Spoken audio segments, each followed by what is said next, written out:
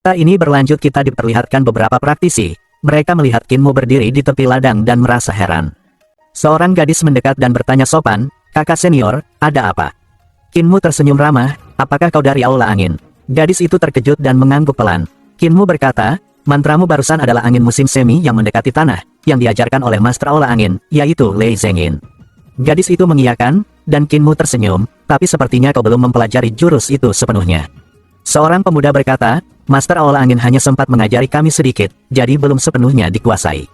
Kinmu tersenyum, mengalirkan ki vitalnya menjadi ki vital naga hijau. "Kalau begitu, biar aku tunjukkan." Ia memamerkan jurus angin musim semi yang mendekati tanah, membentuk bilah-bilah angin yang berputar cepat di permukaan tanah. Gerakan ini bukan sekedar mengendalikan angin, tapi juga bisa digunakan untuk menyerang. Meskipun angin musim semi mendekati tanah tampak sederhana, kekuatannya luar biasa jika digunakan dengan benar. Kinmu mendarat, membubarkan mantra, dan menjelaskan alirannya pada para murid yang kagum. Ia berkata, bila angin tak harus selalu menempel di tanah. Ia kembali menunjukkan jurus itu, mantra ini bisa digabung dengan teknik bertarung atau pedang, membuat para murid terpana oleh kemampuannya. Kinmu mengeluarkan peluru pisau dan menggoyangkannya perlahan. Puluhan pisau melengkung melesat, membentuk jurus angin musim semi yang mendekati tanah dengan kekuatan berlipat. Ia lalu mengayunkan dua pisau besar, menciptakan cahaya angin yang menebas tanah. Pisau-pisau itu kembali ke tempatnya setelah jurus selesai. Melihat itu, para murid tertegun. Kinmu tersenyum, "Apakah sekarang kalian mengerti?" Seorang gadis berbisik kagum, "Bagaimana mungkin mantra bisa berubah jadi teknik pisau, bahkan Master Lei pun tak bisa melakukannya." Kinmu berkata tenang, "Siapa bilang mantra hanya untuk mantra, semua bisa dikembangkan jadi teknik bertarung. Jangan terpaku pada cara lama." Para murid terdiam merenung. Setelah menjelaskan beberapa kali hingga mereka paham, Kinmu bertanya, "Kenapa kalian tidak belajar di akademi?" Seorang pemuda menjawab sedih, "Kami tak punya uang, kami belajar mantra dan teknik bertarung agar bisa hidup." Kinmu hendak bicara lagi, namun suara familiar terdengar, "Kau mengajar dengan baik." Ia menoleh dan segera menyapa, "Patriark muda dan penatua disiplin, kapan Anda tiba?" Patriark muda muncul bersama penatua disiplin yang tersenyum, "Kami sudah lama di sini, melihatmu mengajar." Patriark muda memuji, "Sekarang aku yakin pemberian kitab suci iblis surgawi padamu sangat tepat. Kau bisa menemukan banyak cara dari satu mantra, itu luar biasa." Kinmu heran, "Bukankah memang begitu seharusnya?" Patriark muda tertawa, "Benar, tapi para pemimpin sekte dulu terlalu sempit pikirannya. Ayo kita pergi." Kinmu pun mengikuti mereka bersama Hulinger. Dari kejauhan, seorang gadis baru sadar dan berseru, "Tunggu, siapa dia sebenarnya?" Para murid memandangi Kinmu yang pergi dan berbisik kagum, "Dia bahkan lebih hebat dari Master Lei, siapakah sebenarnya dia?" Di perjalanan, Kinmu melihat para pengikut sekte iblis surgawi memakai mantra untuk menggali tanah, membajak, dan memetik buah, tapi kebanyakan belum menguasainya dengan benar. Ia tak berhenti mengajar karena jumlah mereka terlalu banyak, dan tersebar di seluruh negeri. Patriark muda tersenyum dan bertanya, "Bagaimana pendapatmu tentang keadaan ini?" Patriark berkata, bahwa guru kekaisaran Yankang mendirikan akademi kekaisaran dan sekolah, tapi para pengikut sekte suci tak punya tempat belajar. Kinmu menjawab, "Kita juga harus mendirikan sekolah sendiri, agar tak tertinggal zaman." Patriark muda tersenyum, "Benar, itu tugas pemimpin sekte, bukan patriark. Mulai sekarang, itu tanggung jawabmu." Kinmu lalu bertanya, "Kenapa Master Sekte Li dulu tidak melakukannya?" Patriark muda menjawab ringan, "Dia terlalu tergila-gila pada nyonya sekte, sehingga lupa dengan reformasi." Kinmu terdiam, menyadari Nenesi kembali terseret masalah lama itu. Sekte Dao dan biara petir agung sulit mengikuti reformasi, karena tiap guru hanya mengajar sedikit murid. Sedangkan sekte iblis surgawi lebih bebas, kepala olah kuat, tapi jarang mengajar langsung.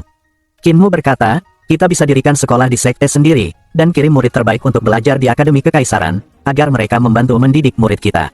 Dengan begitu, sekte akan makmur." Patriark muda menatapnya kagum dan berkata pelan, "Andai saja kau lahir 40 tahun lebih awal." Patriark muda membawa Kinmu ke kota yang ramai, lalu ke kediaman penguasa.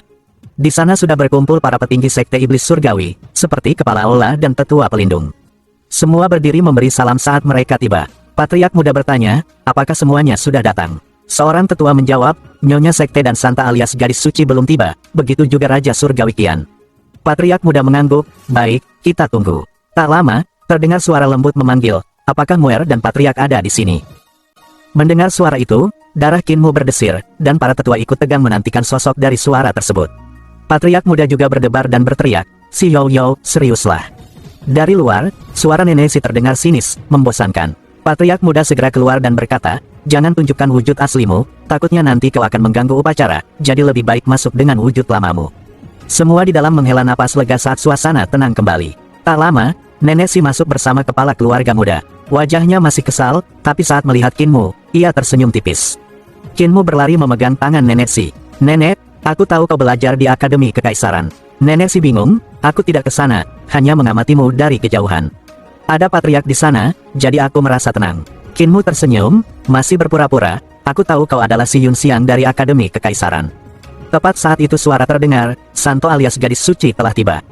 Kinmu menoleh, dan melihat Si Yunxiang masuk. Nenek Si berbisik, "Putri itu teman sekelas Master Sekte, kalian berdua masuk Akademi Kekaisaran bersamaan." Kinmu terkejut melihat Si Yunxiang, dan menatap Nenek Si bergantian. Ia baru sadar selama ini salah, sebab Nenek Si bukanlah Si Yunxiang, karena wanita suci Sekte Iblis Surgawi itu adalah Si Yunxiang yang asli. Ia bingung mengingat kesalahannya dulu, yang sering menggoda Si Yunxiang. Seorang tetua berkata pelan, "Wanita suci generasi ini lebih baik dari sebelumnya, yang dulu hanyalah iblis." Nenek Si menatap tajam, membuat tetua itu pura-pura tak melihat. Si Yunxiang melangkah maju dan memberi hormat, "Tuan muda, Santa." Si Yunxiang menyampaikan salam hormat. Kinmu menjawab dengan ramah, "Adik terlalu sopan." Seorang tetua memuji wanita suci generasi ini, yang lebih tenang dibanding sebelumnya, lalu menyinggung generasi lama, yang bahkan mencoba menikahi guru sekte. Nenek Si marah, "Aku masih di sini, orang tua." Tetua itu pun langsung terdiam. Kinmu memandangi Si Yunxiang, berpikir gadis lembut ini tampak cerdas dan punya kedalaman hati. Nenek Si tersenyum, "Si Yunxiang berasal dari keluargaku. Patriark mengajarinya langsung selama beberapa tahun. Ia menemukannya setelah bertemu denganmu, dan berkata, jika lebih dulu mengenalnya, ia tak akan memilihmu." Tatapan Kinmu dan Si Yunxiang bertemu, tampak ketidaksukaan di mata gadis itu. Si Yunxiang dulu dididik patriark muda, dan diuji bersama Kinmu di Akademi Kekaisaran untuk dibandingkan. Kinmu tak tahu bahwa itu adalah ajang persaingan. Namun hasilnya, ia dinilai lebih pantas memimpin sekte dibanding Si Yunxiang. Tak terima, setelah mengalahkan Foxy, Si Yunxiang datang untuk membuktikan dirinya pada Kinmu. Patriark muda bertanya, apakah Raja Surgawi Qian belum datang? Setelah dijawab belum, ia mengernyit, karena tahu bahwa Qian yang selalu terburu-buru pasti sudah tiada alias mati.